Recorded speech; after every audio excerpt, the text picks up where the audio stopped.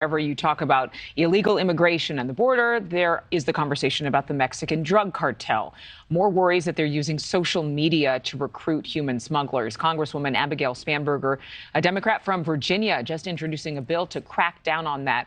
Congresswoman, these cartels offer thousands of dollars a day for drivers to smuggle people and drugs into the U.S. What has your team found in terms of social media being used even more than ever? Well, Adrienne, thank you for highlighting this issue. And I come at this issue before becoming a lawmaker. I worked for CIA tracking transnational criminal organizations. And before that, I was a federal agent who worked local narcotics and money laundering cases on the ground. And what we know is that transnational criminal organizations are using social media platforms to recruit people to do their work. In this gig economy, people will put out ads asking for somebody to drive from point A to point B. And in the vast majority of these circumstances, the people are tricked. They think that they're helping someone out. They think that they're making some money on the side. And it is very unclear in the way that these transnational criminal organizations target people. Is very unclear to the people what it is that they're engaging in.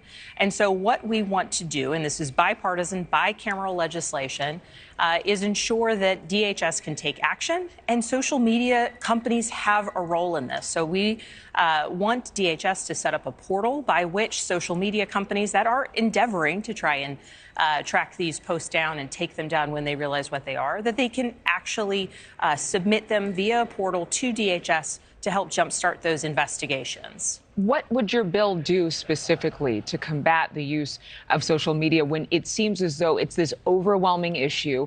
Anyone can lie about their age on these platforms, and the cartel can present itself in a way that, again, as you mentioned, the gig economy looks like a Craigslist posting.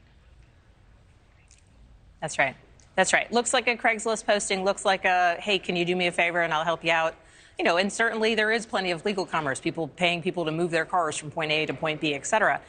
So what our legislation would do, it would require DHS to set up a portal so that there can be a partnership between social media companies that really are endeavoring to recognize the potential threats that exist here, report that to DHS, and then from there, federal investigations can begin.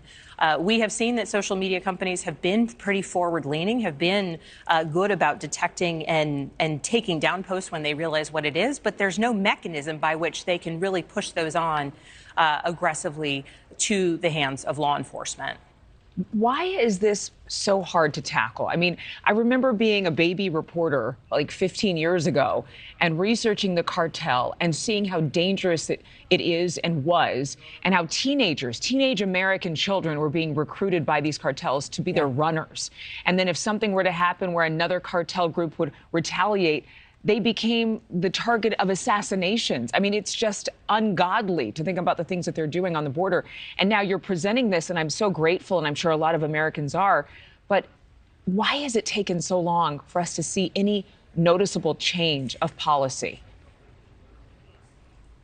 Well, the challenge really exists in that the cartels, the transnational criminal organizations trafficking in drugs and trafficking in guns and trafficking in people, they are changing their tactics so quickly. I do a lot of work combating fentanyl coming into the United States, and one of the challenges there is fentanyl by virtue of its potency. Small amounts can be very potent, very deadly, and far easier to transit over the border. So at times the drugs that they're smuggling or the items that they're smuggling have evolved, so too have their tactics, their concealment efforts, the way they recruit people.